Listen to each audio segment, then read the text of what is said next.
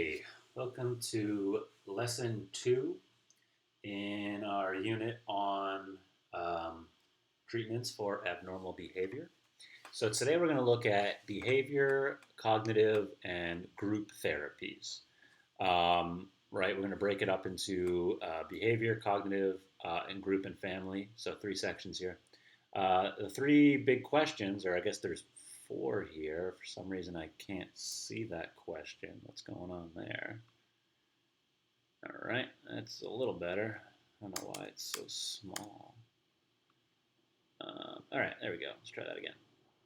Okay, so the 4 questions we want to look at are how does the basic assumption of behavior therapy differ from those of what we looked at yesterday, which were the psychodynamic and humanistic therapies? And then what techniques are used in exposure therapy and adversive conditioning? Okay, and what is the main premise of therapy based on operant conditioning principles? And what are the views of its proponents and its critics? What are the goals and techniques of cognitive therapy and of cognitive behavioral therapy? And finally, what are the aims and benefits of group and family therapy? Just making sure it's recording. Yes. Okay. So let's jump in. So if we're going to start off with behavior therapies first. So if we remember the insight therapies, right, so psychodynamic and humanistic, assume that psychological problems will go away or diminish as our self-awareness grows, right? That's why they're insight therapies. They're providing us insight into ourselves, right, which is self-awareness. And through that, right, our problems will kind of go away. Now, psychodynamic therapists expect problems to subside as people gain insight into their unresolved and unconscious tensions, whereas humanistic therapists give people insight into their feelings, right? Why do you feel this way? Why are you sad in this situation, right? And through that insight, through that self-awareness, psychological problems will diminish, according to the insight therapies. So behavior therapy, right, they doubt the healing power of self-awareness, and they focus on, you probably would have guessed it, behaviors, right? They say that the behaviors themselves are the problems, and then we can apply learning principles, and by learning principles we mean classical operant conditioning, to eliminate them, okay? So behavior therapy is focused on behavior. So it's hard to read, but a little cartoon kind of depicting the difference here. A Freudian therapist might say, so, a guy comes in, he has engine trouble, right? He might ask, what's the nature of the trouble and when did it begin? Right? Looking to the past for answers to the current problem. Whereas a behavior therapist would say, you know what, I don't care about the past. Let's drive it around, see what happens. Okay? The behavior, right? Let's look at the behaviors that the car does. Oh, you know what? When you hit this speed, it starts sputtering. All right, that's the behavior we want to fix. Oh, it's caused by this part. Let's fix this, right? So that's kind of the difference there. So behavior therapies, first we're going to talk about classical conditioning, then we'll look at operant. So one researcher developed a successful conditioning therapy, for chronic bedwetters. So what he'd do is he'd have a child sleep on a liquid-sensitive pad connected to an alarm, and so when the kid wet the bed, it would trigger the alarm, and the kid would wake up. Now, with sufficient repetition, so after a few times of this, the kid begins to associate bladder relaxation with waking up, right? So, and the kid doesn't want to wake up, right? So to stay asleep, what do they have to do? Not wet the bed. And what we see in this scenario, 3 out of 4 cases are effective in this treatment, right? And the success usually boosts the child's self-image. So it's pretty successful. 3 out of 4 is pretty good, right? Especially since it's there's no medication, which is great. It's just a behavioral control. So that's a success of classical conditioning in behavior therapy. Another example, say you have a claustrophobic fear of elevators, right? Claustrophobia is like that fear of enclosed spaces, and elevator is almost always a pretty small enclosed space. What you can use is what's called counter conditioning, okay? This is where you pair the trigger stimulus, in this case the trigger stimulus is that enclosed space of the elevator, with a new response, right? The normal response is fear. You're afraid of the small space. If you replace that response with relaxation, right, you can't be relaxed and afraid at the same time. It's not possible, right? Relaxation, think of your parasympathetic nervous system kicking in, right? Rest and digest. Fear, your sympathetic nervous system is going to be going crazy, right? That's the fight or flight, and they're opposites. You can't have both at the same time. So if we replace fear with relaxation, right? Hopefully we see an elevator and we'll actually get relaxed instead of fearful or anxious. Um, so there's two ways you can do this, right? Exposure therapy and adversive conditioning. So exposure therapy would work for the elevator. Adversive conditioning, we'll talk about that in a moment. That's where we replace an unwanted response.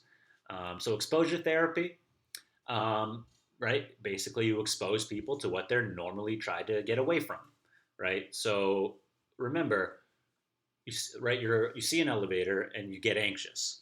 You run away from the elevator and go take the stairs. That reduces your anxiety.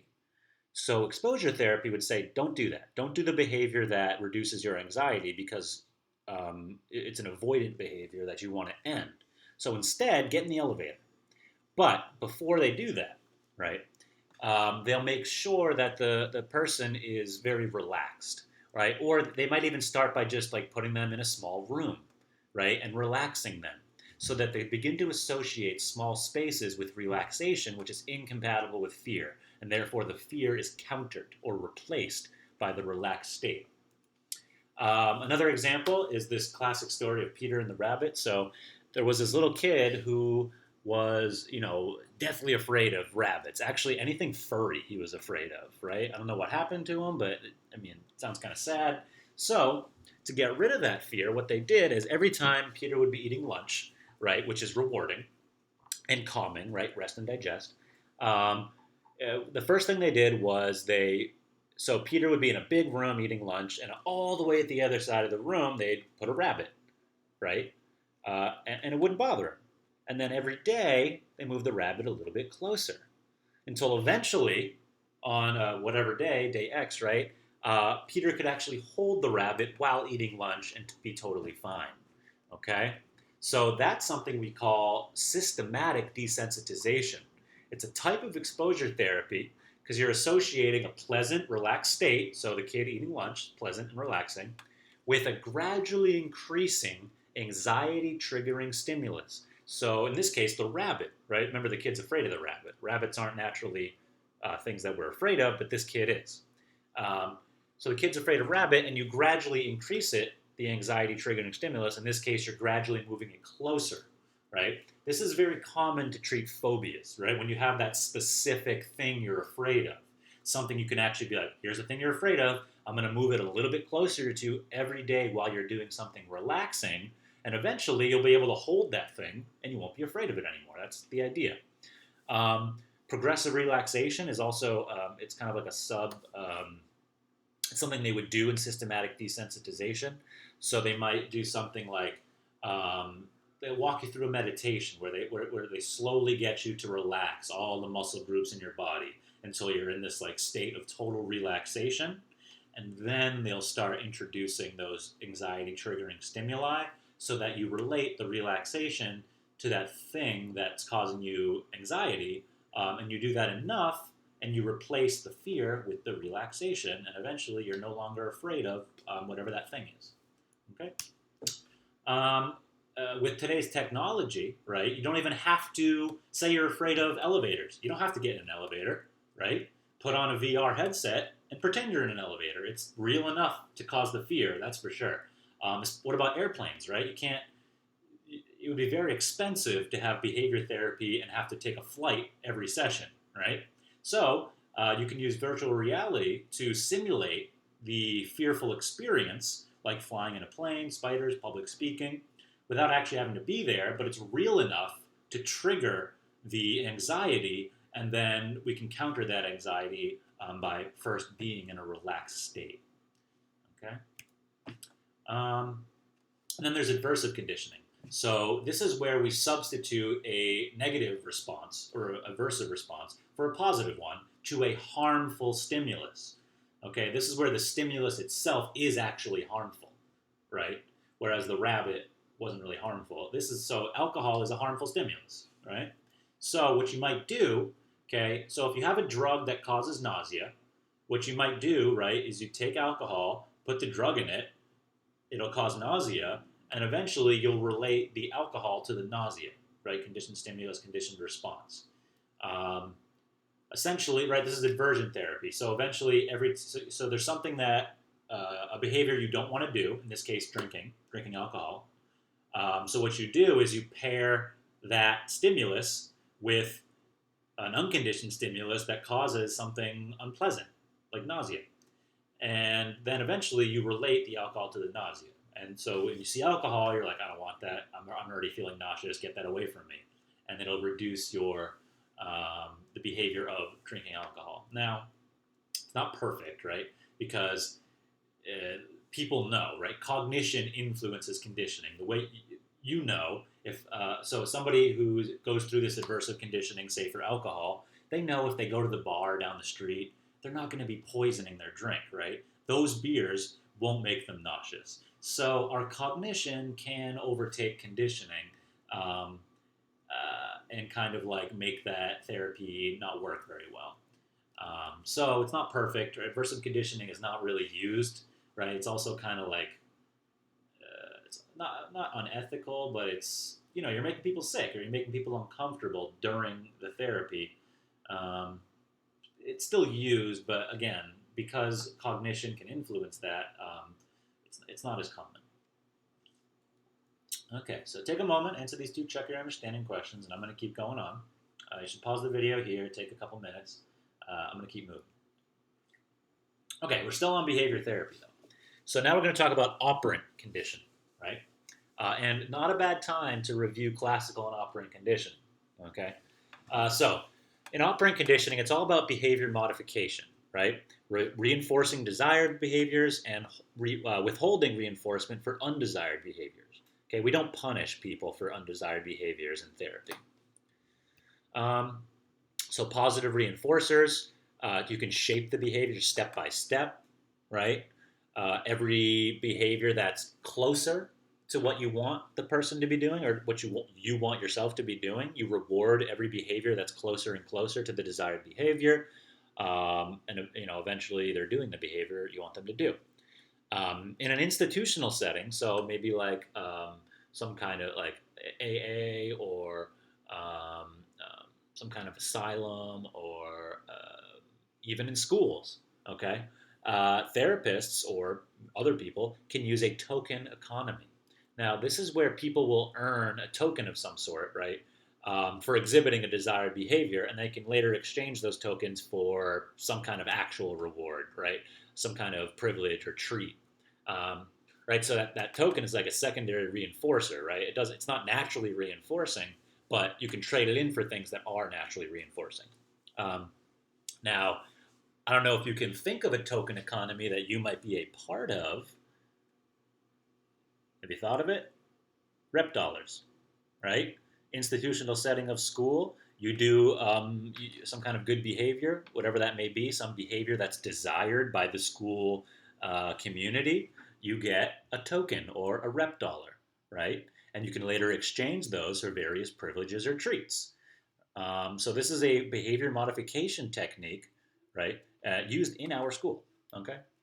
Now, there's some critics, right? They would express two main concerns about this. One would be, okay, but won't people become so dependent on those tokens, on those extrinsic rewards, that the appropriate behavior will just stop when the reinforcers stop? Like, if I'm not going to get a token for this outside of the institution, why would I do it? So the idea is you slowly wean people off the token, and you start giving rewards more like social approval, right? Or what's the word? Like praise, right? So you start with a token economy, but you wean people off, and eventually the reinforcers they're getting they're a little more intrinsic, right? People start doing the behavior because they want the social approval, which they can get anywhere. Um, and another critique of behavior modification technique is like, is it right for one human to control another's behavior? right? It seems a little manipulative, right? Well, if you subject yourself to it, if you're okay with it and you know what's happening, that's fine. It'll still work even if you know what's happening. But also, you're being manipulated anyway, right? It's less obvious, but you're being rewarded and punished all the time for your behaviors, not by any one person, but by, could be anxiety, right? You perform a certain behavior because it reduces your anxiety, right? That's a negative reinforcer because you're removing anxiety and it's a good thing. So it's happening anyway. So we might as well take advantage of it, would be my kind of rebuttal to, is it right for one human to control another? Um, it's up for debate still, but you're already being controlled, right? So why not use it to your advantage to actually help you and promote good behaviors? Um, okay, so that's it for behavior therapies. Now we're going to look at cognitive therapies, which cognitive therapies, right? Cognition is thinking, right? So it's focusing on how we think. So cognitive therapy will teach people new, more adaptive ways of thinking. It's based on this assumption that between when events happen and when our emotions react, we have thoughts. And those thoughts can determine how those events will shape our emotional reactions. Okay? So two people experiencing the same event might react differently because of the way they're thinking about it. Right? This is where cognitive therapy is focused. So, for example, self-blaming, overgeneralized explanations of bad events, usually part of the vicious cycle of depression. A quick example, right? You lose your job. Now, two people lose their job, right? We'll say this guy here loses their job, this guy here loses their job. Person one, their internal beliefs is, you know what, I'm worthless, it's hopeless, I deserved to lose my job, this is all my fault, I'm the worst, right? That kind of thinking or cognition leads to depression or can lead to depression.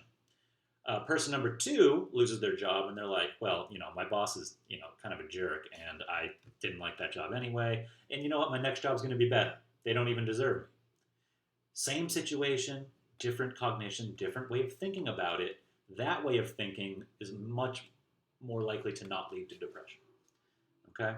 So here, this internal belief part, this is where the cognitive therapies will focus.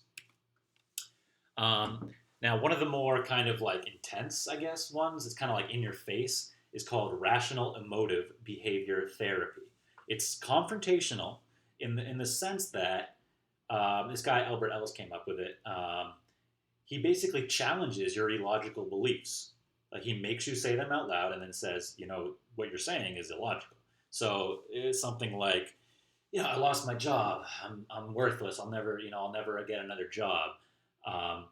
And then Albert Ellis or someone practicing REBT would say, well, does that really make sense? Because you think if you lose a job, you're never going to find another one. How many people have had more than one job? Almost everybody. Therefore, if you lose a job, it's almost guaranteed you're going to find another job. So saying that because I lost a job, I'm going to be unemployed forever is illogical. So he'll basically just take your thinking and like show you how it doesn't make sense. Which you can see how if you're not open to suggestion, that might not work for a lot of people. It is a confrontational approach. So you kind of reveal the absurdity of their self-defeating ideas. Something a little more friendly or keeping, a little less confrontational, I guess, is Aaron Beck's therapy for depression. Still cognitive, remember, right? So Aaron Beck, he would ask very gentle questions to reveal that irrational thinking, okay? And then he'd kind of persuade people to stop thinking like that, right? To remove, it says here, remove the dark glasses through which they view life. So I'm going to read a little back and forth between client and Aaron Beck. So client goes, I agree with the descriptions of me, but I guess I don't agree that the way I think makes me depressed, right? So this client is skeptical of cognitive therapy. The Beck goes, okay, how do you understand it? Well, I get depressed when things go wrong, like when I fail a test. How can failing a test make you depressed? Well, if I fail, I'll never get into law school. So failing the test means a lot to you, but if failing a test could drive people into clinical depression, wouldn't you expect everyone who failed a test to have depression? Did everyone who failed get depressed? enough to require treatment? No, but it depends on how important the test was to the person. Right, and who decides the importance? Oh, well, I do.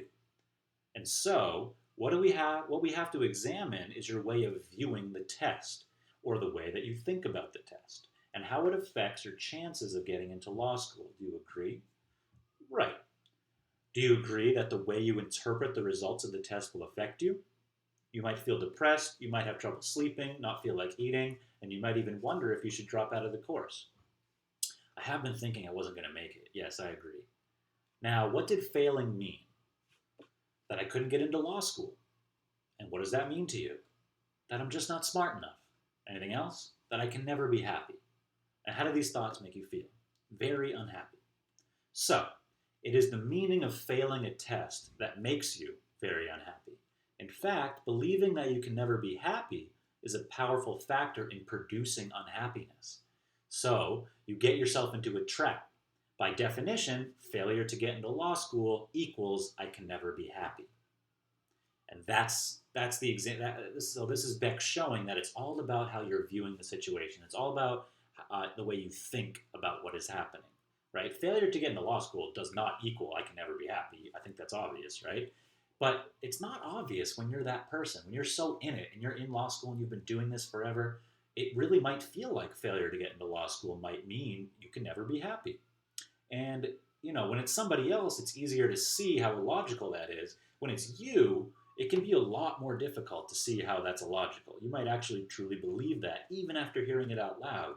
But cognitive therapy and Beck's theory for depression would say he would try to get you to see it and gently kind of let you, change the way you think about it. Show you, not getting into law school doesn't mean you can't be happy, right? And getting you to realize that, and then, preventing you in the future from making that leap so quickly.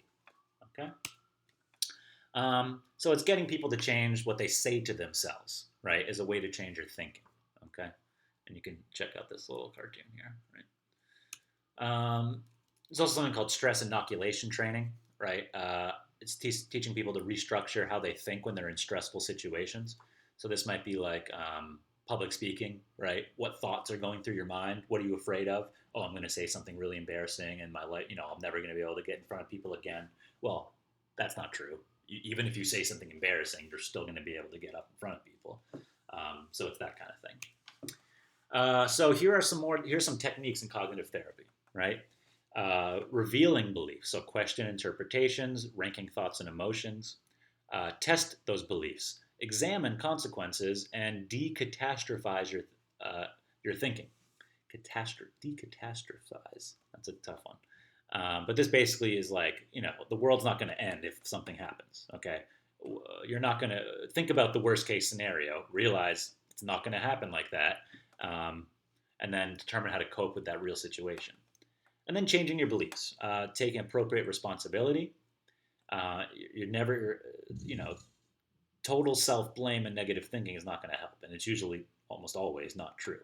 And then resist extremes, right? I'm a total failure. Oh, I got a bad grade in this paper. That means I'm never going to get a good job, right? Those are extreme beliefs, and they're not true. Okay.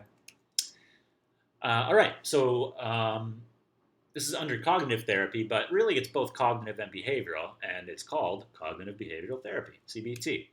So this is widely practiced. I think I mentioned in the other video. This is like one of the most widely used, especially the eclectic approach of CBT with biomedical therapy. So cognitive behavioral therapy, but also you're taking some kind of drug regimen depending on your disorder or your problem. This focuses on both the way we think and the way we act. So for an anxiety or a mood disorder, a person might keep a daily log of situations associated with negative and positive emotions, and then engage in more activities that lead them to feeling good. So keeping that log is about cognition. Engaging in those feel-good activities is behavior.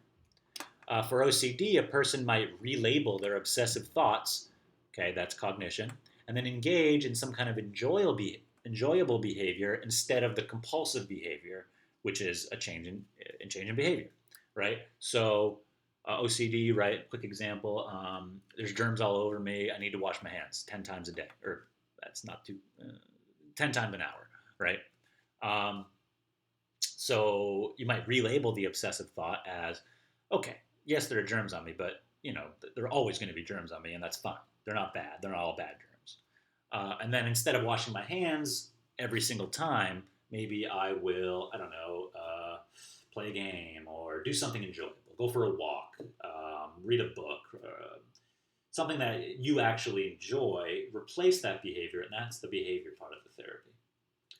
Okay, so go ahead, pause the video, make sure you to check your understanding, right? Try to answer those two questions. Okay.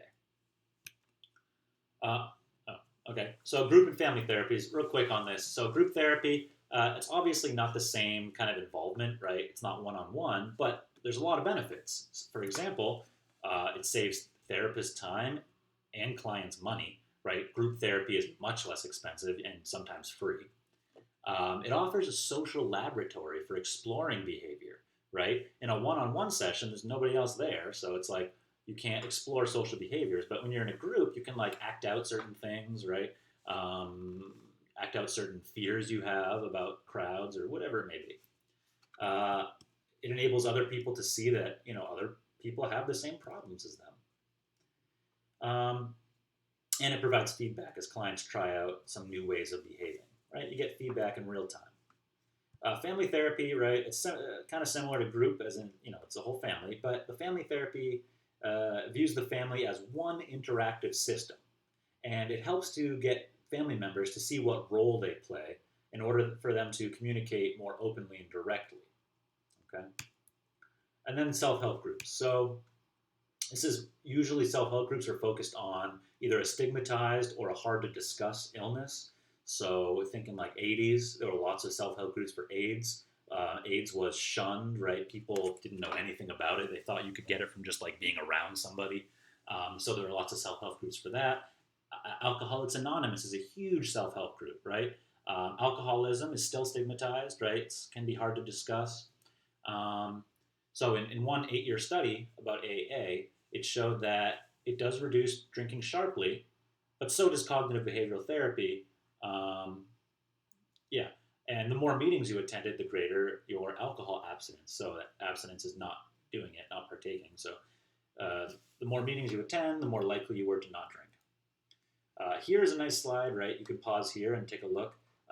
This has not just today's stuff, but also yesterday's lesson, psychodynamic, all the way through group and family, problems, aims, techniques. It's a nice kind of review slide for you to take a look at. Make sure all these make sense.